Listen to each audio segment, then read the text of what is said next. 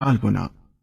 भोले भाले किसान अधिक उत्पादन के लालच में फंसकर रासायनिक खाद व कीटनाशकों का प्रयोग करने लगे।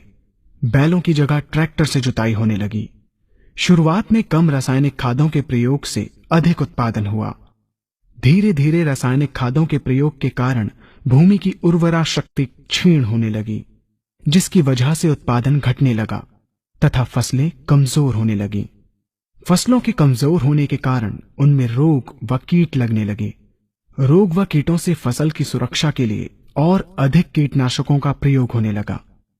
एक तरफ ज्यादा उत्पादन के लिए अधिक रासायनिक खादों का प्रयोग होने लगा, वहीं दूसरी तरफ फसलों को रोग व कीटों से बचाने के लिए अधिक विषाक्त कीटनाशकों का प्रयोग बढ़ गया, जिसके कारण उत्पादन लागत बढ़ी और किसान को लाभ कम होने लगा, बल्कि छोटे किसान कर्ज में डूबने लगे। धीरे धीरे भूमि की उर्वरा शक्ति क्षीण होने से भूमि बंजर होने लगी।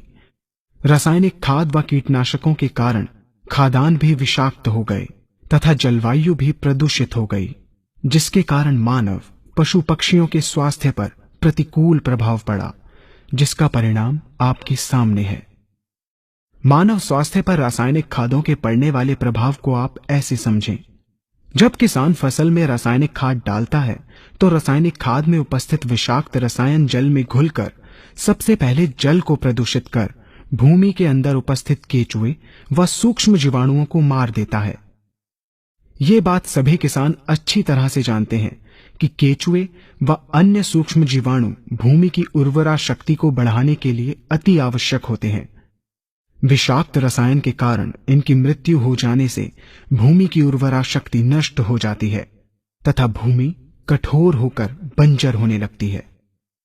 रासायनिक खादों के विषाक्त रसायन पानी के माध्यम से अन्य खनिजों के साथ फसल के अंदर पहुंचकर फसलों को विषाक्त बना देते हैं। बाद में जब खाद्यान्न के रूप में मनुष्य या अन्य पशु इन्हें खाते हैं तो ये विषाक्त रसायन मानव स्वास्थ्य पर बहुत ही बुरा प्रभाव डालते हैं तथा मनुष्य के अंदर तरह तरह के रोग उत्पन्न करते हैं। जब हम जैविक खाद का प्रयोग भूमि पर करते हैं तो जैविक खाद पानी में मिलकर पानी को प्रदूषित नहीं करती।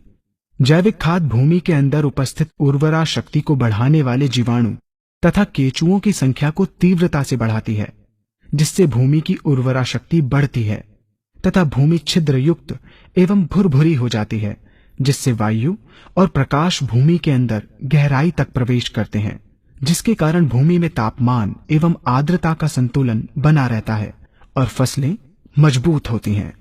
जैविक खाद में विद्यमान तत्व खाद्यान्न के माध्यम से मानव व पशु पक्षियों के शरीर में पहुंचकर स्वास्थ्य लाभ पहुंचाते हैं। जैविक खादों के प्रयोग से फसलें अच्छी और मजबूत होती हैं, जिसके कारण उन पर रोगों एवं कीटों का ज्यादा प्रभाव नहीं पड़ता। यदि किसी प्राकृतिक कारणवश कीटों व रोगों का प्रभाव अगर पड़ता भी है तो गौमूत्र एवं औषधीय वनस्पतियों के घोल के छिड़काव करने से फसलों को रोग एवं कीटों से बचाया जा सकता है। गौमूत्र एवं अन्य प्राकृतिक औषधियों के मिश्रण के छिड़काव से फसलों का कम लागत में बचाव हो जाता है तथा वातावरण पर भी कोई दुष्प्रभाव नहीं पड़ता। यहाँ हम आपको तालिकाबद्ध तरीके से दोनों